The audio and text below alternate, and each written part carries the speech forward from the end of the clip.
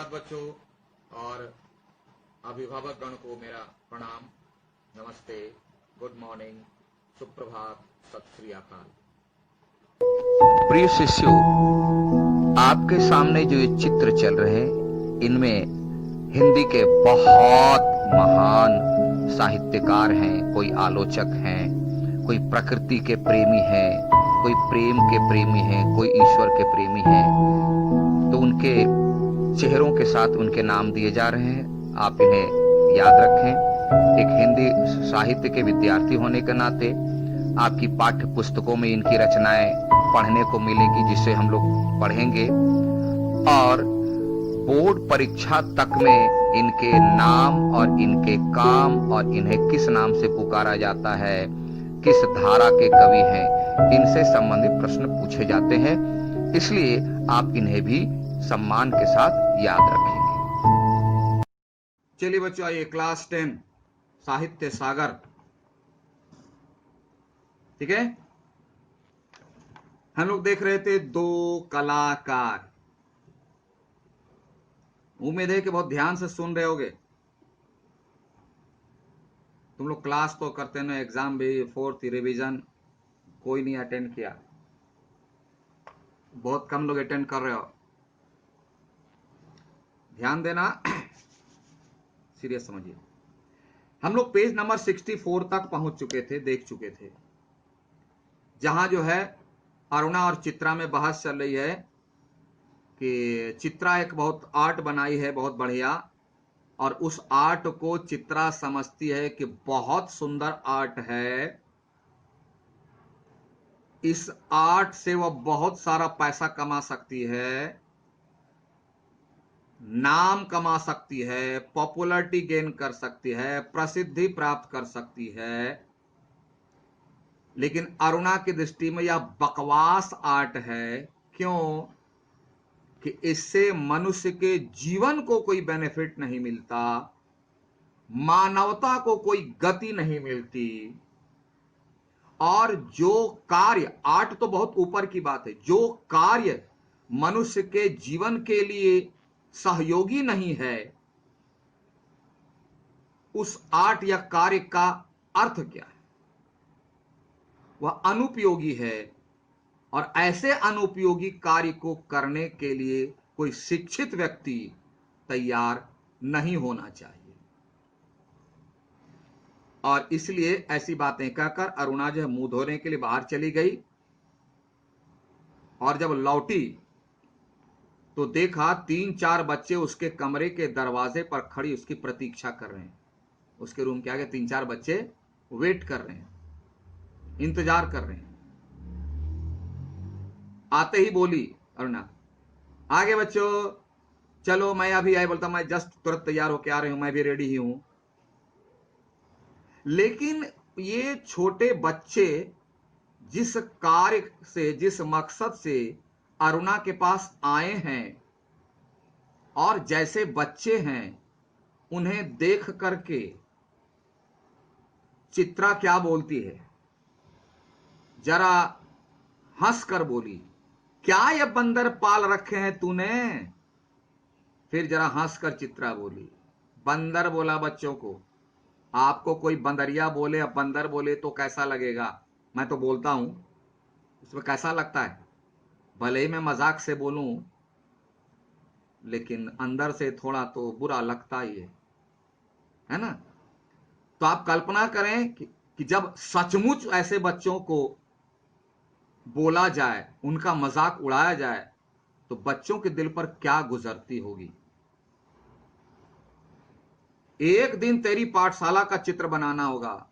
चित्रा मजाक करती है रियल में कि एक दिन तुम्हारे स्कूल का भी चित्र बनाऊंगी, और उस चित्र में यह दिखलाने की कोशिश करूंगी कि देखिए इस स्कूल में कितने गंदे बच्चे पढ़ते हैं, और गंदे बच्चों की टीचर भी कैसी है। भावना यह थी, तभी तो बच्चों का मजाक उड़ाया रियल में। लोगों को दिखाया करेंगे, और यहां तक नहीं रुकती है, बोलते मैं लोगों को दिखाऊंगी, प्रचार करूंगी, समझाऊंगी कि हमारी एक मित्र साहिबा हैं, साहिबा माने सहेली को बोलते हैं जरा मजाक उड़ाने के लहजे में, थी जो बस्ती के, यानी गांव के बस्ती, बस्ती मतलब छोटे मोटा मोहल्ला, अभी तो बोलते हैं सोसाइटी, अपार्टमेंट, है ना, कॉलोनी, ये थोड़ा सा नकली पढ़े लिखे लोगों का मोहल्ला है। मैं नकली इसलिए बोल रहा हूं कि ये सिर्फ अपने पर ध्यान देते हैं, अपने दायित्व से पीछे भागते हैं, चले जाना बात अठन्नी की।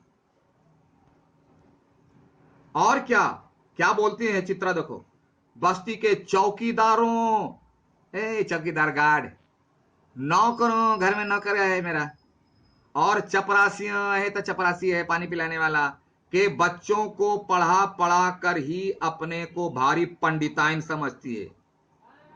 यानी कितने छोटे छोटे लोगों के बच्चों को पढ़ाती है और अपने को समझती है कि यूनिवर्सिटी का प्रोफेसर है।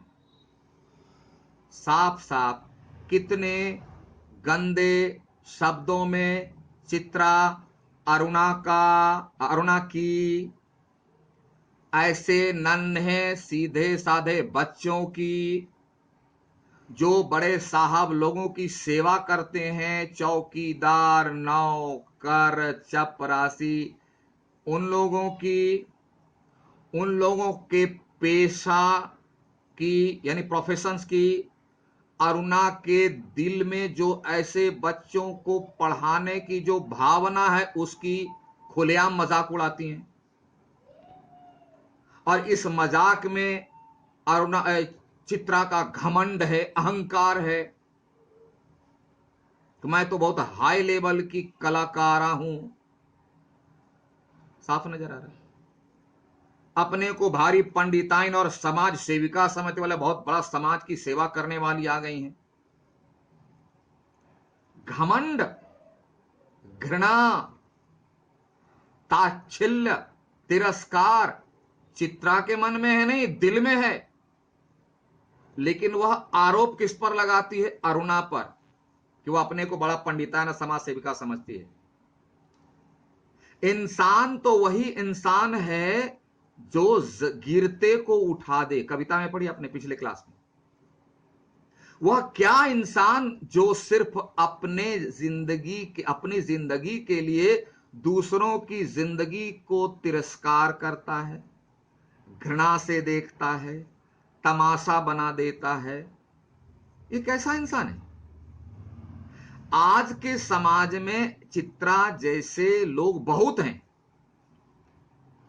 यह चित्रा एक चित्रा नहीं, बल्कि समाज में जितने ऐसे लोग हैं उसको रिप्रेजेंट करने वाली, उसके नेचर को रिप्रेजेंट करने वाली यह चित्रा है। और दूसरी तरफ हर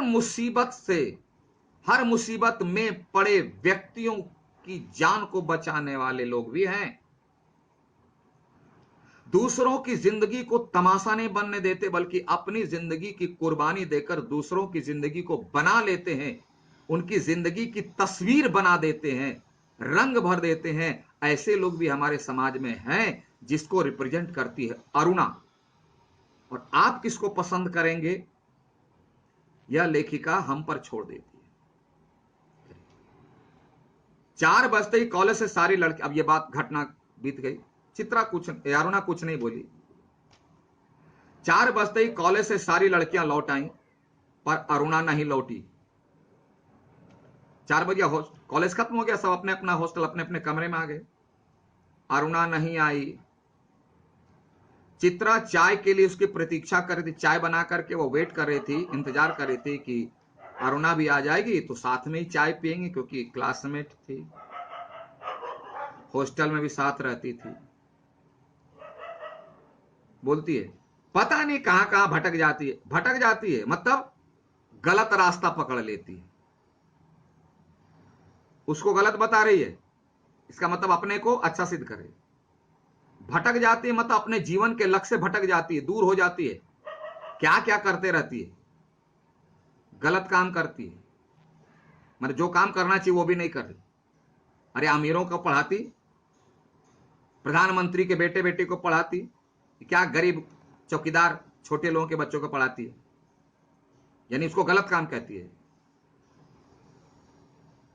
बस इसके पीछे बैठे रहो, अब वो आए, बैठे रहो मतलब इसके पीछे इंतजार, इसका इंतजार करो, अब आएगी तब चाय पियेंगे। इसी बीच आ गई, बोले अरे क्यों बड़बड़ कर रही है, बोले क्या बकबक कर रही है, बैठ करके बड़बड़ा रही है अपने मन, ले मैं आ गई, चल बना चाय, मिलकर ही पियेंगे।